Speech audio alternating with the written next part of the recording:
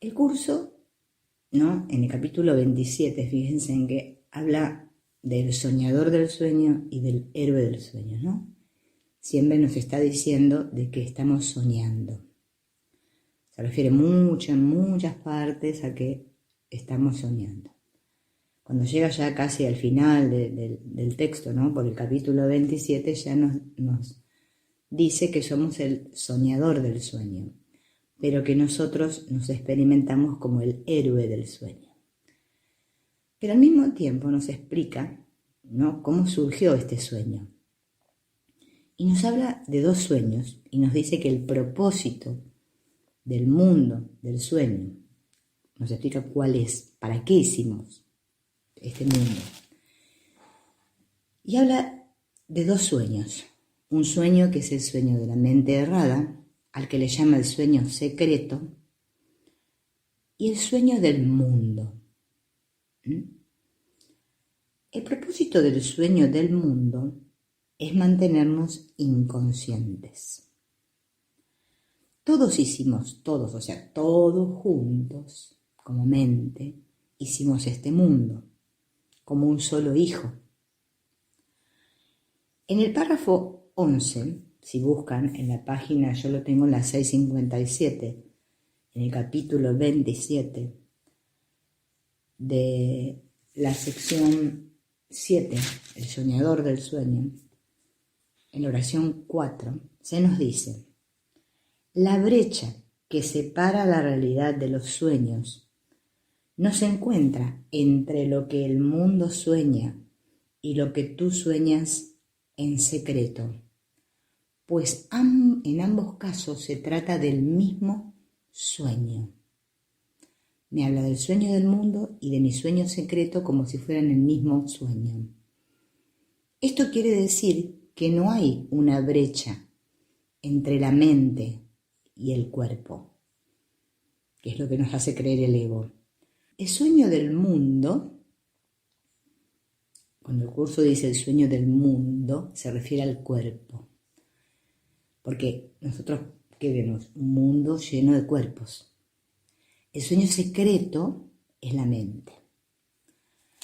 Es decir, que ambos, el sueño del mundo y el sueño secreto, son el mismo sueño, porque el curso me dice, las ideas no abandonan su fuente.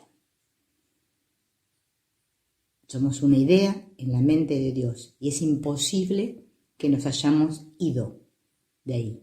Pero yo creo que sí, las ideas pueden abandonar su fuente. No hay brecha entre la mente y el cuerpo. La brecha realmente es entre la realidad, o sea, lo que es la realidad, el mundo real, lo que es la realidad realmente, y el sueño. Nosotros escuchamos lo que el ego nos dijo acerca de la alocada idea y de que esta era un hecho. La aceptamos y luego nos olvidamos de que la aceptamos.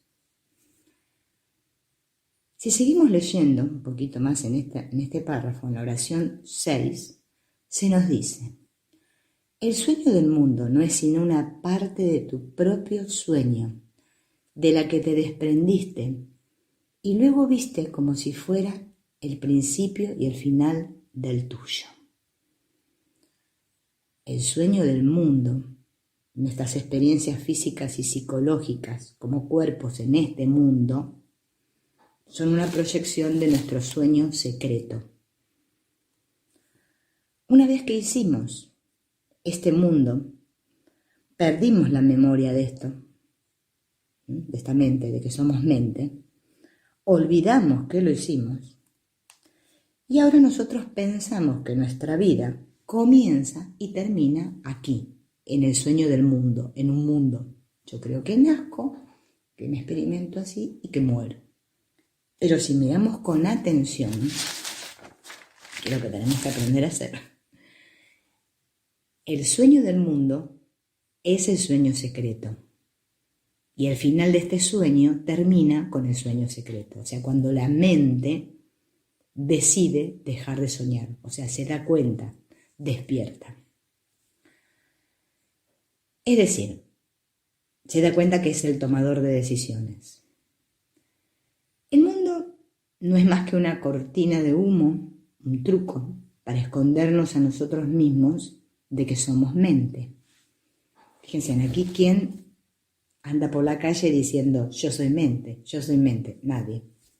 No sé si ustedes encuentran alguno por ahí que lo diga, avísenme, ¿eh? No, todos queremos ser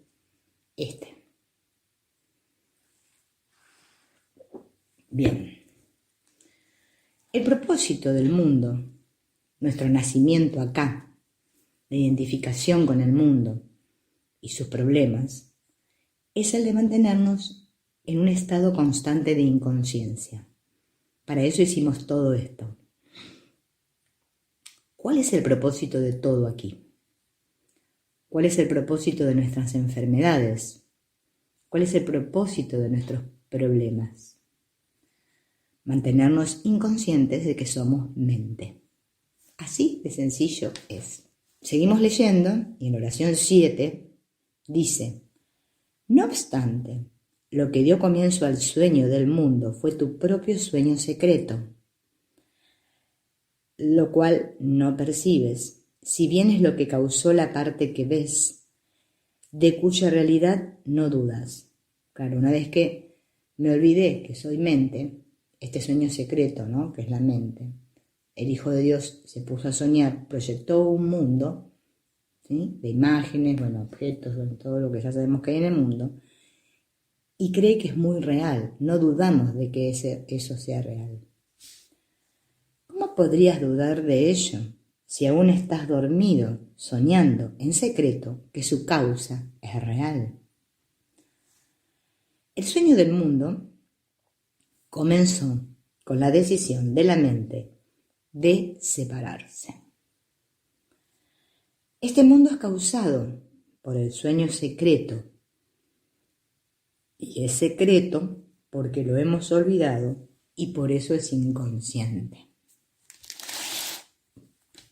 Por eso Jesús en el curso nos dice que el objetivo de todas las lecciones del libro de ejercicios es hacernos conscientes de que tenemos una mente. Todo parece estar ocurriendo aquí en el mundo, pero todo está ocurriendo en la mente soñadora, que no sabe que está soñando. El propósito del sueño, del mundo, es ocultar el sueño secreto. Y el propósito del sueño secreto es mantener oculto que somos el soñador del sueño. El párrafo siguiente, que es el párrafo 12, y se nos dice, en la primera oración, se nos describe el sueño del mundo en la primera oración, y dice: sueñas que tu hermano está separado de ti, que es un viejo enemigo, un asesino, que te acecha en la noche y planea tu muerte, deseando además que sea lenta y atroz. Ahí en esa oración se está refiriendo al sueño del mundo, a esto que he proyectado. Entonces yo creo que es el mundo el que me amenaza, ¿no?, del cual puede venir la venganza. Pero en la oración 2 nos describe el sueño secreto, o sea, el sueño de la mente. Y dice: más bajo este sueño yace otro en el que tú te vuelves asesino, el asesino, el enemigo secreto, el sepultador y destructor de tu hermano, así como del mundo. Cuando escuchamos al ego, la mente se dividió y se formó una brecha. En el curso hablo mucho de esto de la brecha, ¿no?, de la separación. Un espacio entre nuestro pequeño sueño, este sueño secreto, y la realidad. Por eso, cuando llegamos a la oración 4, ¿no?, se nos dice: la pequeña grieta que ni siquiera ves, la cuna de las ilusiones y del miedo, el momento del terror y de un odio ancestral, el instante del desastre, están todos aquí. He aquí la causa de la irrealidad. Mas aquí es donde se deshará, O sea, Jesús nos está explicando que solo en nuestra mente se puede deshacer esto. Aquí, la decisión de la mente de quedarse dormida y soñar un sueño de separación, pecado, culpa y miedo, aquí, en la mente, es donde será abolido, donde se deshará, no en el mundo. Por eso es en vano que luchemos contra el mundo. Ese es el único problema, creer que sucedió algo y que todavía está sucediendo. Todavía está sucediendo para nosotros. No necesito analizar el mundo, no necesito analizar el ego, ni esmerarme en ser un excelente estudiante de un curso de milagros. Lo único que necesito hacer es darme cuenta de por qué estoy molesto. Estoy molesto porque quiero darle poder a una ilusión. Por eso estoy molesto. ¿Sabes por qué no queremos despertar? Porque en el cielo no hay ningún show.